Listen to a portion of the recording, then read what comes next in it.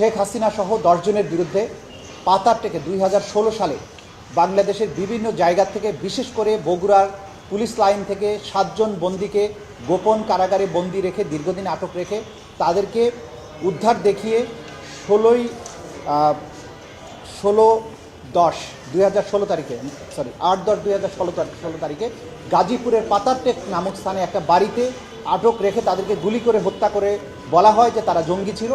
কিন্তু আমরা আমাদের তদন্ত সংস্থা বের করেছে যে এই 7 জন ব্যক্তিকে বাংলাদেশের বিভিন্ন জায়গা থেকে বিভিন্ন সময় গ্রেপ্তার করা হয়েছিল, তাদেরকে দীর্ঘদিন গুম করে রাখা হয়েছিল, পরবর্তীতে তাদেরকে এইভাবে গুলি করে হত্যা করা হয়।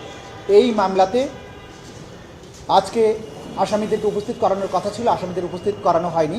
আগামী 2রা মার্চ শেখ হাসিনা সহ আসামি জাবেদ পাটোয়ারি, শহীদুল হক সহ বাকি আসামিদেরকে আদালতে উপস্থাপন পূর্বক এই মামলার পরবর্তী কার্যক্রম গ্রহণের জন্য আদালত নির্দেশ দিয়েছেন। এর বাইরে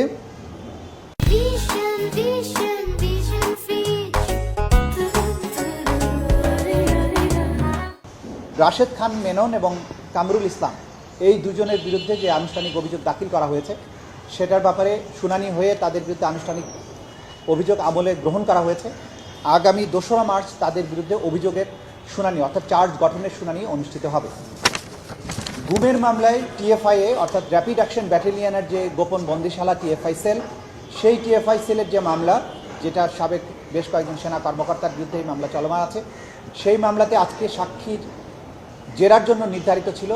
সাক্ষী যিনি ব্যারিস্টার মীর আহমদ বিন কাশেম, তিনি সংসদ সদস্য নির্বাচিত হওয়ার কারণে সংসদ রিলেটেড বেশ কিছু কর্মকাণ্ডে তার উপস্থিতির প্রয়োজনে তিনি সংসদে ব্যস্ত আছেন। এই কারণে এই সাক্ষীটার তারিখ আমরা পিছিয়ে নিয়ে আগামী 25শে ফেব্রুয়ারি বুধবার তার বাকি জেরার জন্য আমরা নির্ধারণ করেছি।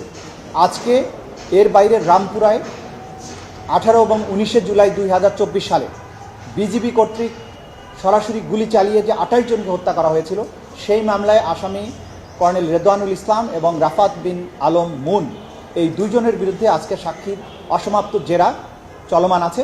সাক্ষী আজকে সাক্ষ্য দিচ্ছেন এবং এই হচ্ছে আজকের দিনের আন্তর্জাতিক অপরাধ ট্রাইব্যুনাল মোটামুটি প্রসিডিংস।